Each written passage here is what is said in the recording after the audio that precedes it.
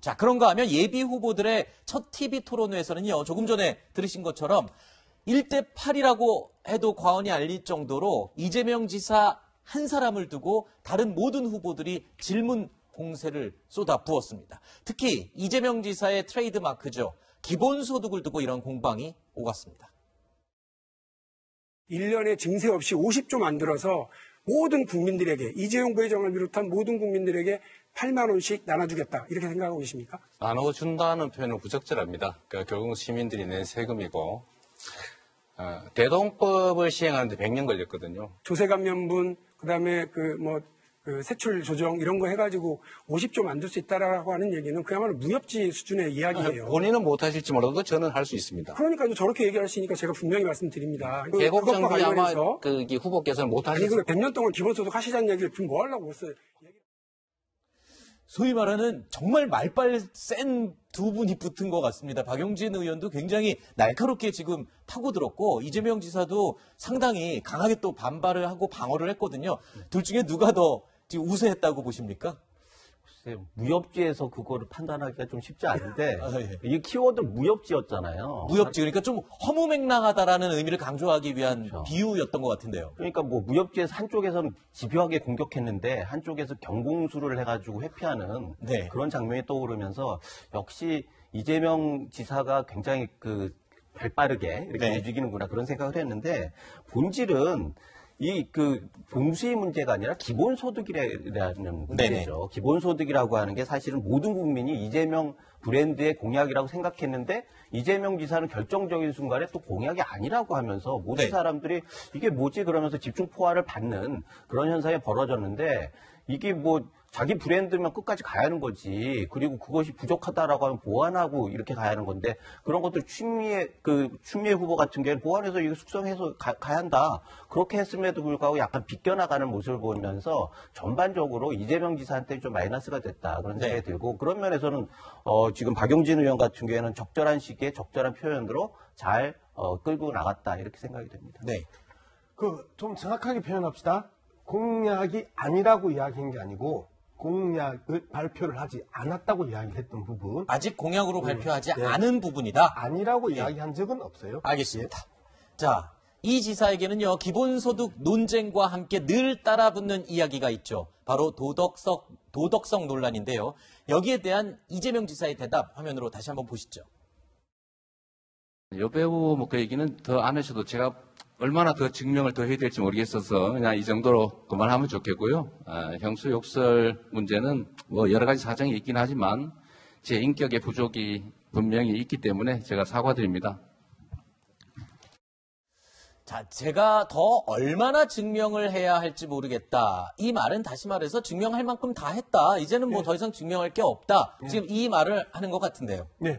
예를 들면 특정 신체 부위의 특정 특징 이런 부분들이 지난해 지지난해 엄청나게 많은 국민들에게 회자가 됐고 언론도 그 부분에 대해서 많은 관심을 가졌고 그리고 이재명 지사가 아산병원 가가지고 실질적으로 그 부분에 대한 검증을 했고 그동안에 김부선 씨가 이야기했던 여러 가지의 그 주장들이 다 허위로 증명돼 왔던 과정들이 지금까지 과정입니다.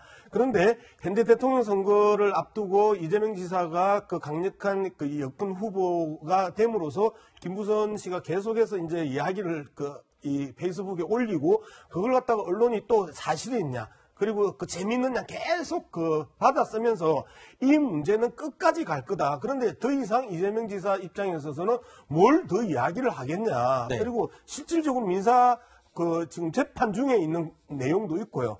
그런 측면에서 보면 이 부분들이 재미로는 볼 가능성이 있겠지만 이후에 대통령을 뽑는 과정에 있어서 그동안 김부선 씨의 신뢰도나 영향력 이런 부분들 전체적으로 평가하고 계속해서 보도해야 할 것인가, 기사의 가치가 있는 것인가, 안 그러면 대통령 선거 자체를 흥미로 희화시킬 것인가, 이런 부분들도 이제 각 언론사들이 고민하고 판단해야 될 시점이 왔다. 알겠습니다. 하지만 김부선 씨 입장에서, 지금 이재명 지사 입장에서 보면은 그렇게 얘기할 수도 있지만 또 김부선 씨 입장에서는 자꾸 이건 거짓말을 하고 있는 거다, 이재명 지사가. 라고 하면서 지금 이 본인은 사귄 게 사실이다 뭐 이렇게 계속 주장을 하고 있는 상황이어서 거짓말이냐 아니냐의 논쟁은 계속 유지될 수밖에 없는 그런 상태인 것 같습니다. 물론 쪽의 입장이 첨예하게 대립된 상황인 거는 분명하고요. 자, 이제 어제 치러진 이 2차 국민 면접에서는요, 예비 후보도 현직 정치인도 아닌데 이름이 등장한 인물이 또 있었습니다. 바로 조국 전 법무부 장관인데요.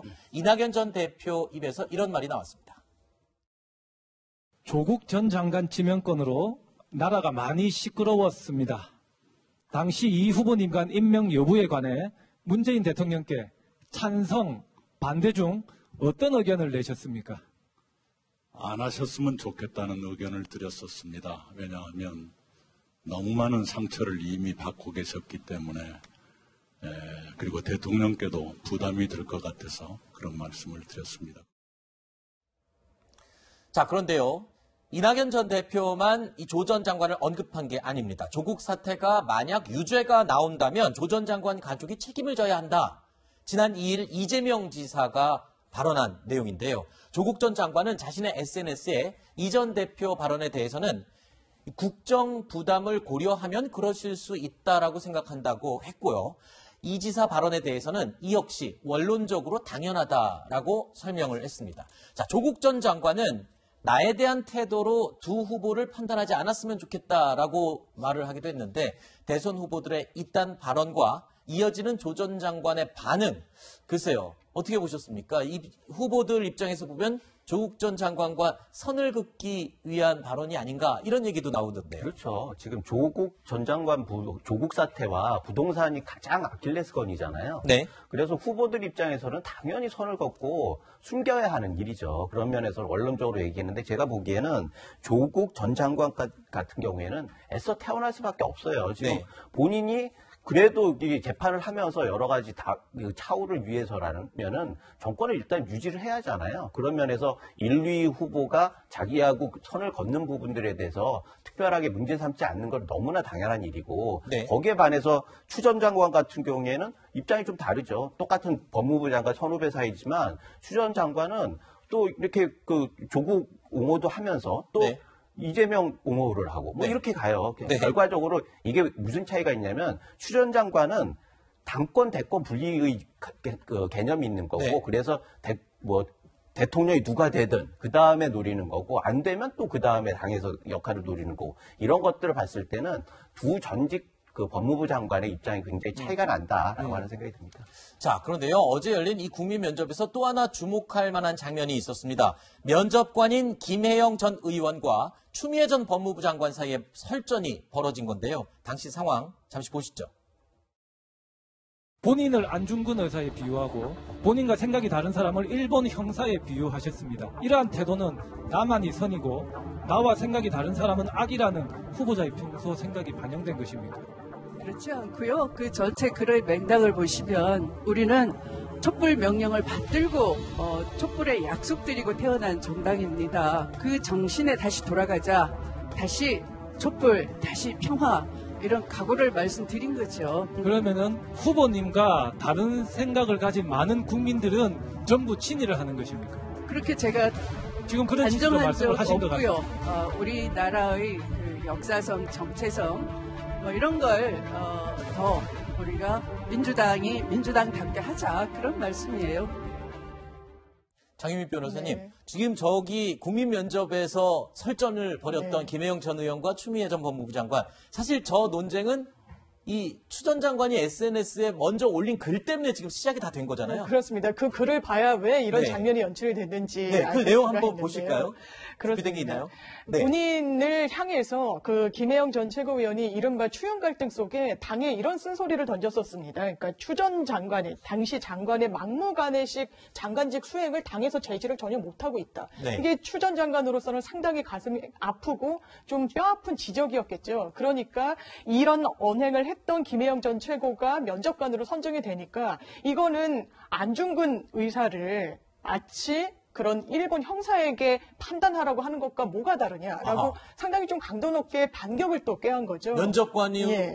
지목이 된 김혜영 전 의원이 일본 형사, 네. 그리고 이제 검증 받아야 되는 본인이 안중근 의사, 이런 비유를 했던 거죠. 예, 그렇습니다. 그러니까 그렇다면 본인과 입장을 달리하는 사람들은 다 친일파냐 이런 거에 대해서 어떤 입장이냐 다시 되물을 수밖에 없었던 것이고 네. 이제 추미애 전 장관도 대선 주자로 이 행보를 하기 위해서는 조금 더 너그러운 좀 포용력을 보여줬으면 어땠을까 좀 아쉬움이 남기도 합니다. 네.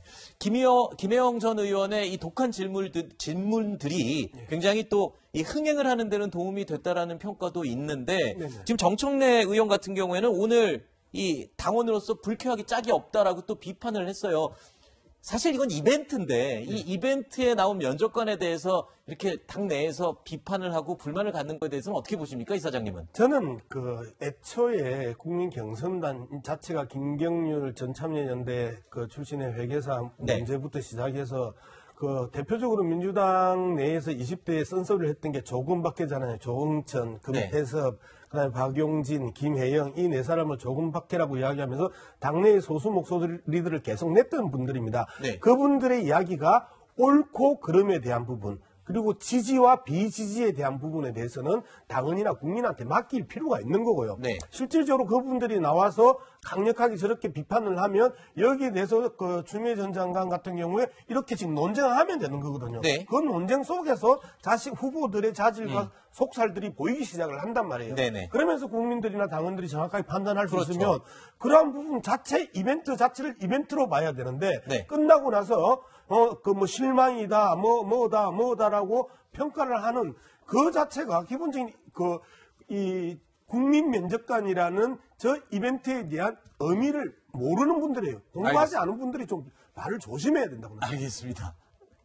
이벤트는 이벤트일 뿐 너무 심각하게 받아들이지 말자. 지금 그 뜻으로 알겠습니다.